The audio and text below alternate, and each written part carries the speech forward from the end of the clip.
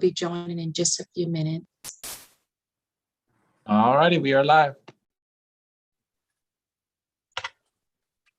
Thank you. Good morning, everyone, and to the members of the Governance Committee and staff.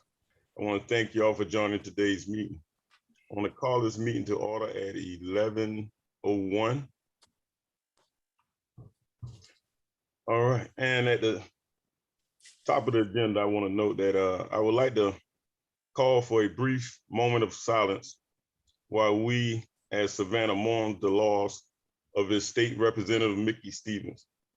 Representative Mickey Stevens will be greatly missed in the transit industry and within our community.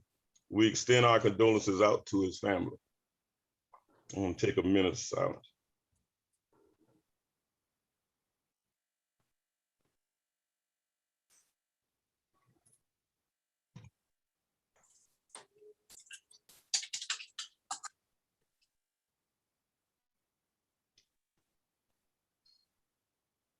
All right. Like moving on, we have 6 items, A through F, before us recommended action. Everyone received a copy of this packet that's provided to support each of the items presented. We load during regular committee, I think last week. At this time, I want to turn it forward to Ms. Ragland. She can provide us with any additional information on this. Right. Good morning, Mr. Chairman and members of the Governance Committee. To those who might be joining us as well, we did cover these 6 items during our committee meetings last week, and I believe that all committees have approved that they will be placed on the consent agenda for our meeting, our regularly scheduled board meeting on August 24th.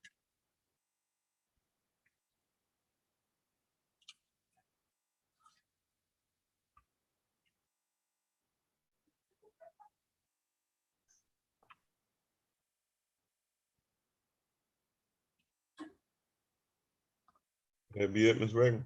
Yes, sir. Thank you. Next, we're gonna move on to our committee updates.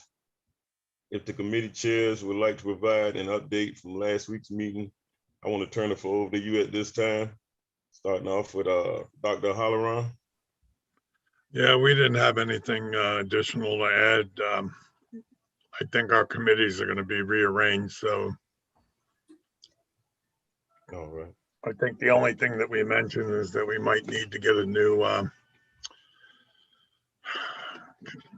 organizational structure since there's been so many changes over the last couple of months. Other than that, we really don't have much else to report. Thank you. I appreciate it. Appreciate the update. Moving on now, did Director Leggett make it in yet? Yes, sir. I'm here. Thank you. Hey, We went through a general agenda. Dr. Robinson conducted the meeting for me because I'm recovering from COVID. Thank everyone for their well wishes. And we just addressed a couple of issues and spoke on them and gave our recommendations for to the board. All right. Thank you, Director Leggett. Hope you're feeling better real soon. About 95%. All right. Congratulations. No, it was a tough one. They say it's rough. Yes.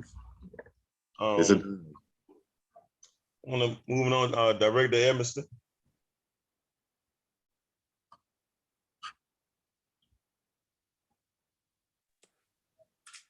Let's see. We went through the regular meeting. No real big comments there on anything. And then we did have discussion at the end about, I've been hearing from a lot of folks, and I think I've brought this up at previous board meetings, that we have,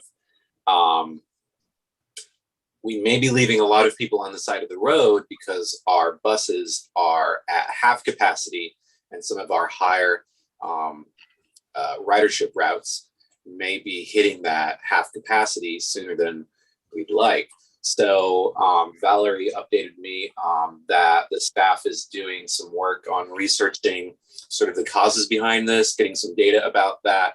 I do think we should make a move on maybe considering some changes to the system in order to accommodate, just all the changes that COVID has brought to us.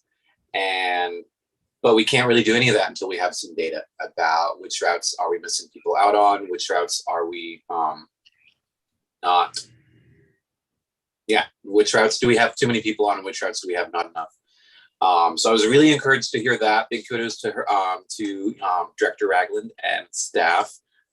Thank you for that. I just think that kind of preemptive work and preemptive data collection is going to be really handy, because I don't believe that we're going to have any changes coming soon with COVID. It just seems to be going on for a very long time.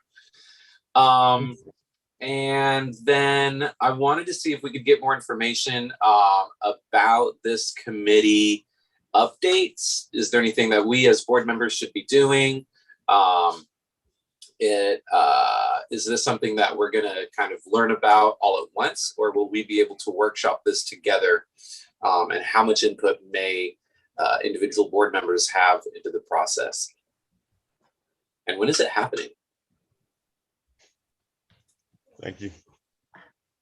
Thank you for that, Director Emerson. We'll be discussing most of these details at the retreat that we are having, and we can get further into that at that time. Do we have a specific for changing the committees over? Well, that's actually the plan for all us to get together to make the decision on a lot of the questions that you're asking. And I believe that each of us can go ahead and write down, email in, and we'll send everything into Beverly. That way we can make sure we address everything at that retreat that we're looking to do. I like that idea. I also think that's one way to do it. That could be helpful. I also think definitely making sure that we have time to sort of consider with each other sort of the structure as we move forward. So I may have some ideas that I can put to you or put to Beverly. But I also think that in the round, having a conversation, I'd rather have that instead of kind of waking up one day and realizing that these are the committees, these are how this works, and we don't really have an option to change them if any of us have concerns on that. So if I may, I just think I would encourage as much of a collaborative process on that architecture as we can. Yeah, as normal, usually our objective is always so everybody that involve everybody. So that's what we're gonna do in this situation. No different than any other.